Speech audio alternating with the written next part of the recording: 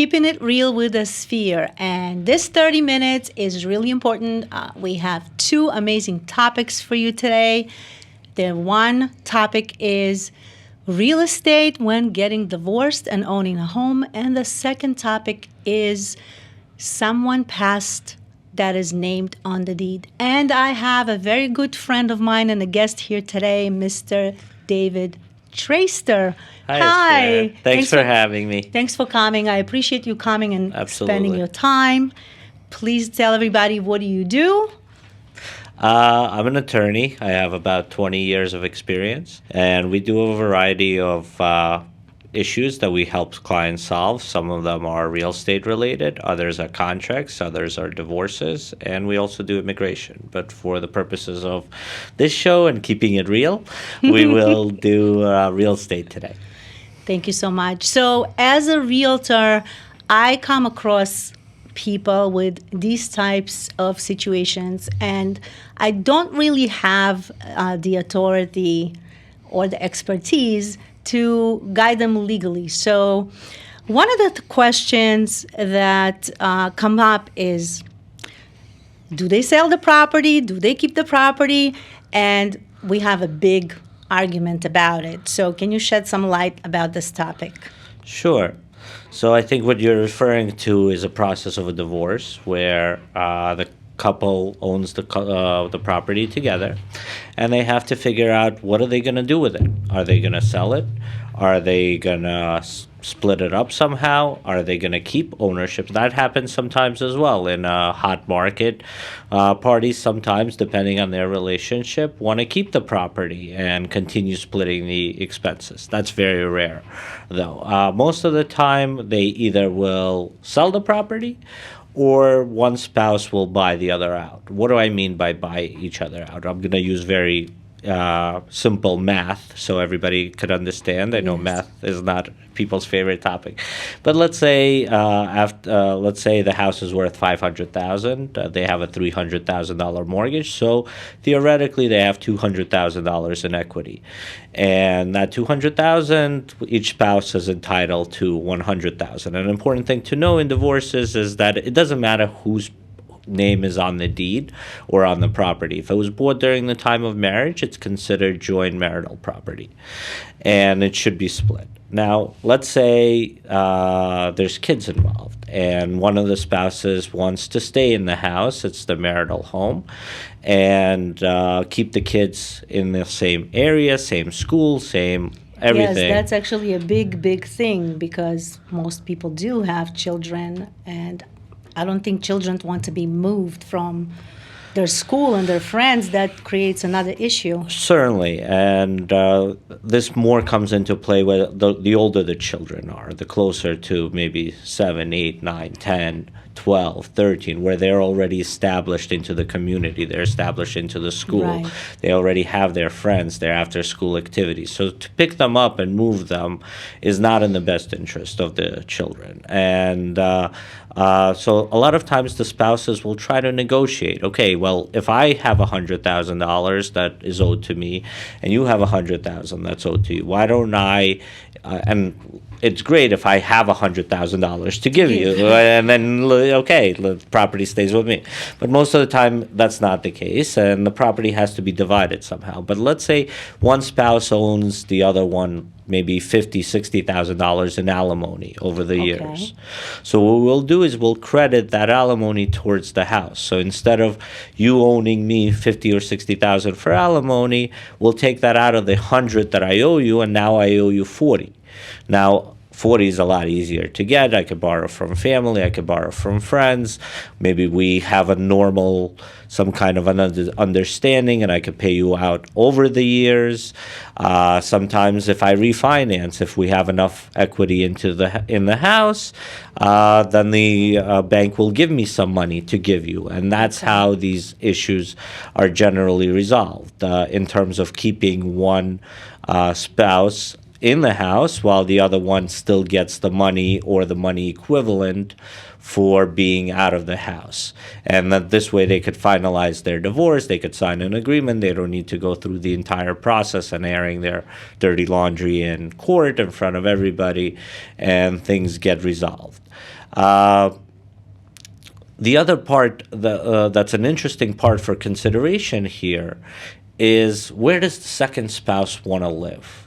How far, let's say one spouse and the children are staying in the marital home in Staten Island, and the other spouse now has to decide, well, I'm moving out, I am getting money, but where do I want to do with that money? Do I want to go to Jersey? With $40,000. It could be 40, it could be 100 if they refinance.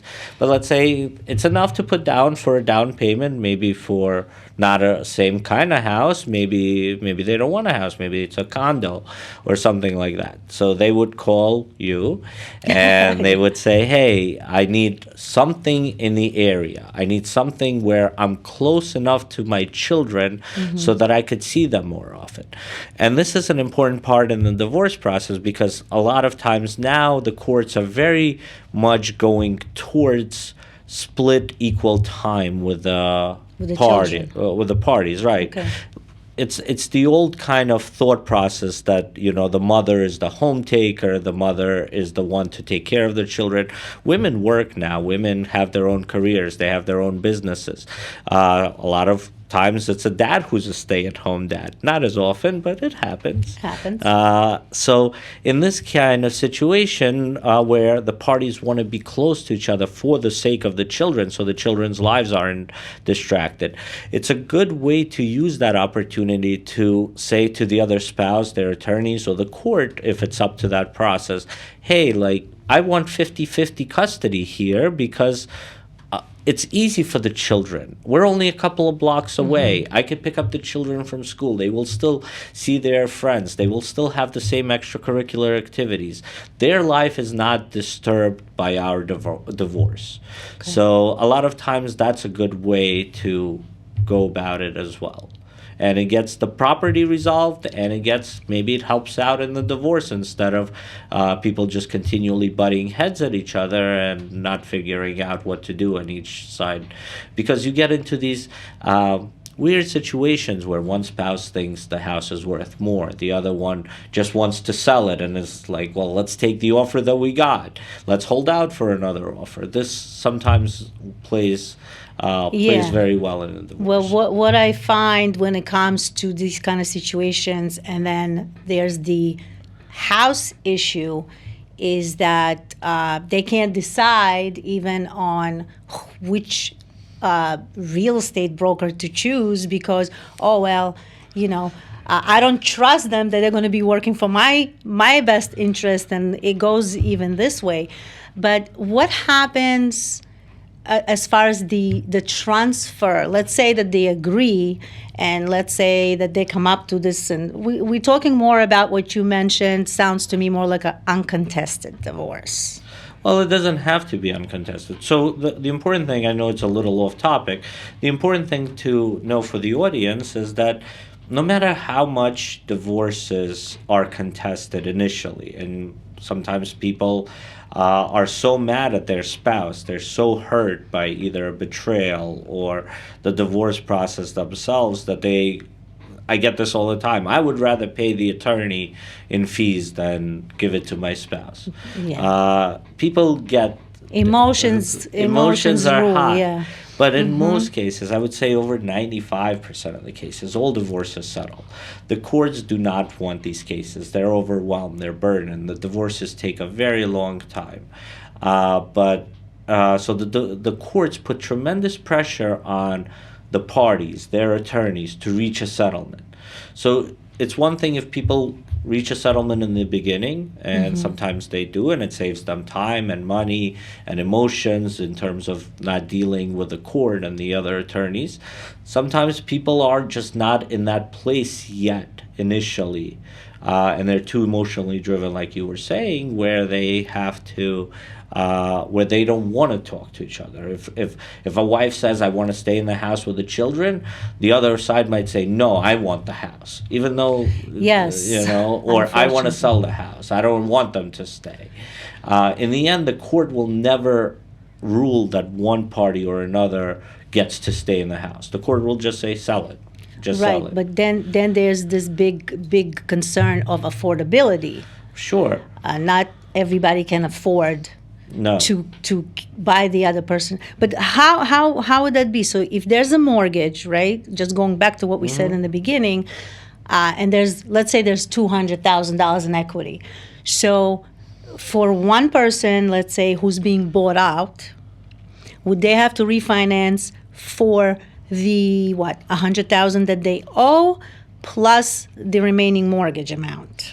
Well, it's up to them how they want to refinance and their banker. Well, assuming there's no other money available Right. to just hand somebody So, a check. but maybe they want to do something to the house. So rather than borrowing, let's say the scenario you said, if they have 300,000 in equity, most of the time 200 in equity and 300 in mortgage, they would refinance. They would the bank would do an appraisal and see how much the property is worth, and then they would ask the party, well, how much money do you want? Do you want us to just cover your old mortgage and transfer the property into your name? And then that's done. Both parties just sign the papers over, and now the property is in the name of one spouse, the mortgage is in the name of one spouse, and they just make that payments. But it doesn't solve that situation that we were talking about. How does the other party get the money? So the first spouse might tell the bank, I need $400,000, not $300 that's actually owed. So yes, they borrow to pay, they owe more, but they're able to keep the house and they're able to pay their spouse the money, and this way the deal gets done. Yes, but it's generally done through a refinance. Very rarely the house is owned outright, and what we could do is, it's called a quitclaim deed, where one party generally just sells it to the other party for $10, because you need some kind of money exchange to be a valid contract. But it doesn't, it's not a comparable sale in the future. It's a special recording for a quitclaim deed. But that only really exists if there is no mortgage and the parties just could sign it over. But in cases of a mortgage, maybe that first spouse, to go back, wants to build an addition to the house. Maybe they want to remodel. Maybe they want to take some money to live off because they're worried, how am I going to live initially and pay all of these bills? So maybe they don't borrow 400. Maybe they borrow 450. Maybe they borrow 455, 470, depending on the appraised value of the house and how much money the bank is going to give them. So they'll pay off the spouse. They might keep 50, 60,000 in their own bank for whatever purposes they want. Right. That makes sense. The problems I feel arise is when two people can agree, and assuming everybody can afford to buy one another out, or one party. If they don't, I think that would be not very wise from my perspective, and tell me if you agree, because then you're forced to sell the house, and then it becomes that, and then there's more expenses, fighting attorneys and courts, sure. and So yes, to your point, sometimes that gets problematic. People butt heads on the realtors. They butt heads on the sales price. Then they, when it's time to sell and they need to move out, who's moving where and how, and the logistics behind all of that. Sometimes, so we always try to ask people, what would you like? That's my usual question in divorce after I talk except to people. you get to talk to one party, I not only both. get to talk to one. Yeah. And I ask them, what is your ideal situation here? And so it varies from person to person. So while financially it might make sense, because yes, with a regular sale of the house, you have to pay the brokers, you have to pay the transfer tax. So that 100,000 that each is entitled to might turn into 80 now that you're actually getting it. So maybe some agreeing and getting the 100 is a wiser move, but that doesn't always happen. Or like you said, maybe the issue is affordability and the parties just cannot do it. They cannot, one party cannot on their own salary carry the cost of the house, the taxes and everything else, even if they want to keep it. And then you have the other side of the coin where people divorce is still an emotional process besides a financial one. And people might have attachments and memories of the house, and they don't want to be there. They don't. Yeah. They say, I can't stay there. This is too much, too painful. This is too much of a Yes. reminder. And then, yes, the only alternative to any of these agreements is selling the house. Sometimes it's beneficial for the parties. Other times it doesn't work as beneficial. Yeah, and I've seen, sadly enough, I've seen in these situations why all these disagreements are happening. Nobody wants to pay the mortgage. And then in the end, you have even bigger issues, which are now you have a foreclosure knocking on your door. So for me, and I think from your end, it would be really, really wise to just cooperate and at least have communication and discussion instead of just piling up a whole mountain of issues that by the time you get to a point of resolution, there's really no money left over to even catch up to bring it to a point where you could do something with it and keep it. And that's a very good point, and it does happen a lot. That well, if you're going to be staying in the house, why should I pay any more money for it? That kind of thing. But divorces are tough, and they're tougher when children are involved. Very. And I should know. My parents got divorced when I was 9, so yeah. My line of thought on that, and I always tell the clients, the more you're gonna cooperate in this process, the more money you're gonna save. Right. Rather than paying attorneys and delaying the divorce and going through this process, which I'm sure a lot of viewers know who have had divorces. Some of them are very quick, and other ones are not. Like, for instance, an agreement. Right now, we found a way to do divorces in 6 to 8 weeks in New York, which is very rare because it's a special process. I can't. For people who want to get divorced real quick. For people who want to get divorced real quick, right. But generally, once the divorce becomes contested, even if it's later on is an agreement, you're still looking at a year, maybe a year and a half before everything is tied up in a bow. And that's a long time. That's a long time, because by that just time, emotionally, that's a people long might time. be already on to the next part of their life. Maybe they've met somebody. Maybe they want to get married and start another family, and they can't because the divorce is still ongoing. Yeah. But I always tell clients, save your money and spend it on your children. Exactly. And sometimes I burst this out in court, which other attorneys don't like, and complain to the judge that, because... Did they throw you out at the court? No, that Not never yet. happened. Not yet. Okay. But there's something to look forward to in 2023. I know. Right? You got to have fun. But anyway, so let's talk about what happens when somebody who's named on the deed, one of the owners, passes. What happens? Because the common way that most, let's say, couples who buy a home together, they get the deed is recorded in tenancy, in joint tenancy, which is kind of easy because, God forbid, somebody passes away, by default, the other person gets full ownership of the property. Now, what happens? There's other ways that things are happening. So, can you? Sure. So you're absolutely correct. In New York, in New Jersey, a lot of times on the deeds, and many viewers could take a look at their own deeds to see how it was recorded. It will be, let's say, Jane Doe and John Doe, husband and wife, or married, any variation of those.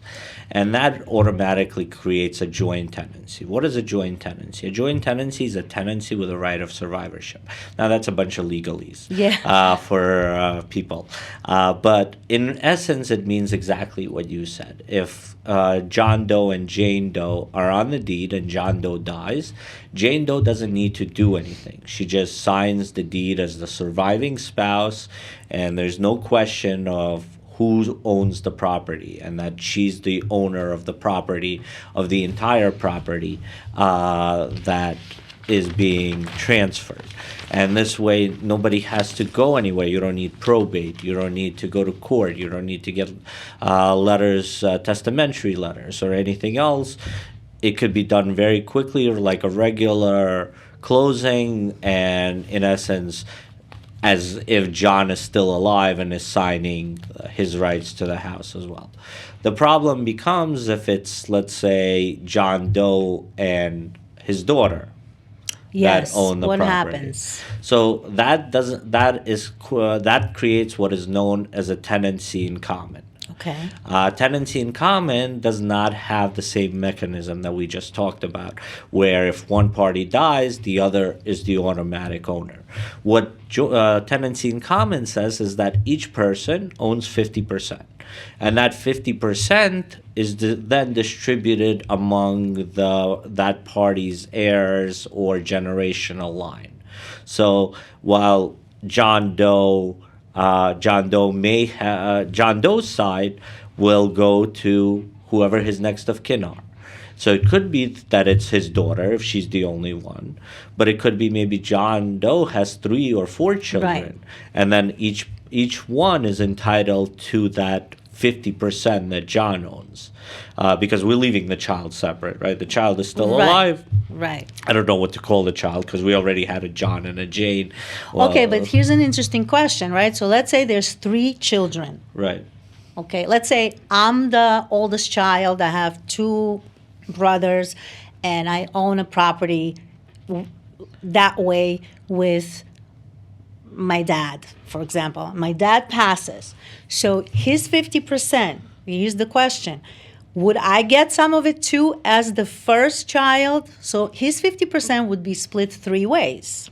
Will I get the third? You will. Okay, so that, okay. You will, but Okay. it makes closing more delayed because you don't automatically get this split because the court doesn't know how many children Right. John has. So that John's will has to be probated. And what does that mean? Let's say he died with a will, and I'll talk about dying without a will as well. But let's say he died with a will, and he indicated, I want the house to go to my 3 children. By the way, New York, New Jersey, you cannot disinherit a spouse. So you cannot say, I want it to go to my children and nothing to my wife. Right, okay. But you could disinherit a child. Okay. There is no provision So requiring. children, they should be nice to their They parents. should be very nice to the parents, especially as they get older, because I get a lot of older people who want to change their wills because somebody hasn't been in contact with them for a very long time. That's not nice. It's not nice. But then the will has to be probated. So somebody who's named in the will as the executor goes, files papers with the court. Well, And- we'll talk about wills in detail on the other show that we're doing. Okay. But as far as the split, how it goes, so it has to be a will, you were saying? It has to be a will. Somebody has to go and get appointed as the executor by the court. Okay. That this person has the power to sell on behalf of the estate, to collect money on the behalf of the estate. So they're issued what are called testamentary letters. And usually in New Jersey it takes a couple of weeks. In New York, probably the same. I would say probably maybe 2 to 3 to 4 weeks you could get these letters done. Okay. And that allows you to sell the house. But that's with a will. Right. What if there is no will? So if there is no will, somebody has to go. Still, it's a similar process, but it's called intestate, that the person died without a will.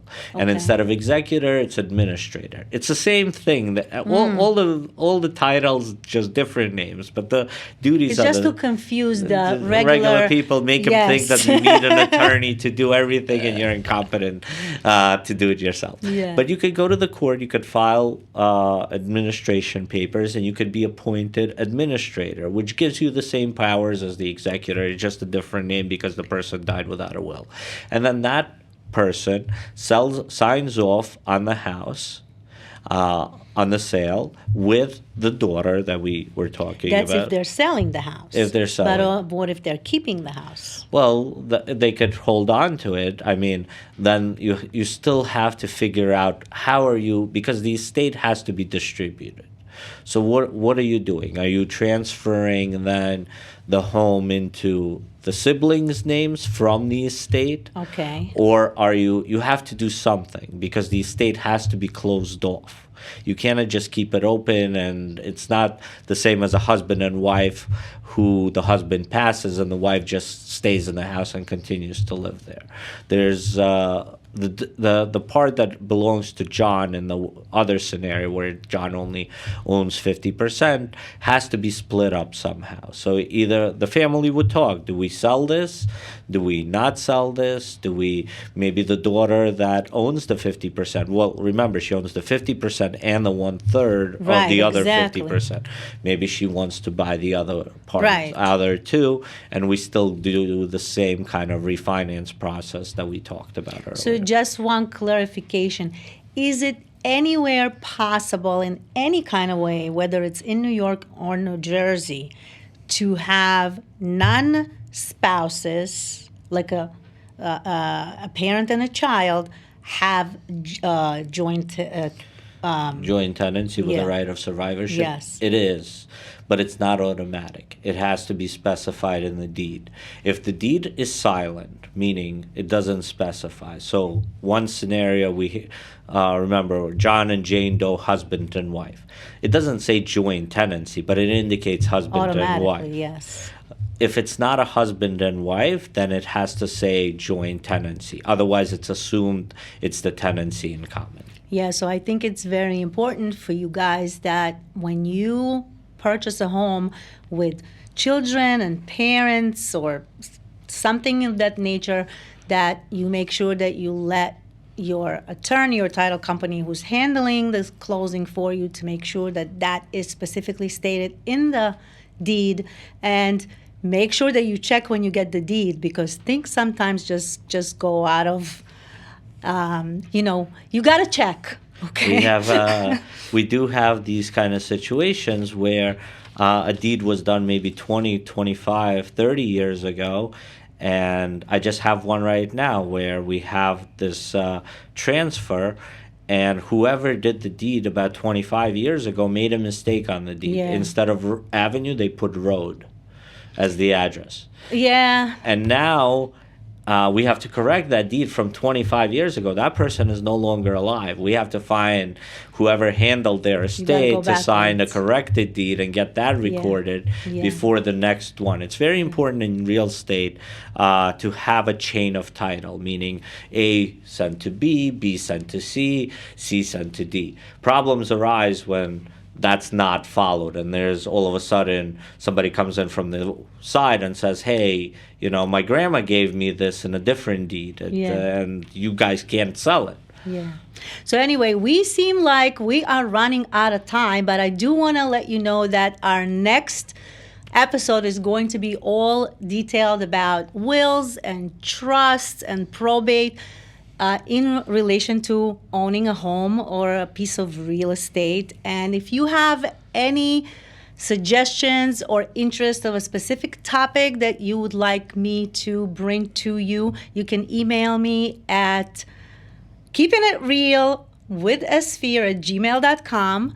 And David, thank you so much for taking the time and spending the time with me, letting our people hear more information about all of these things. Tune in. See Thank you for soon. having me. I appreciate it.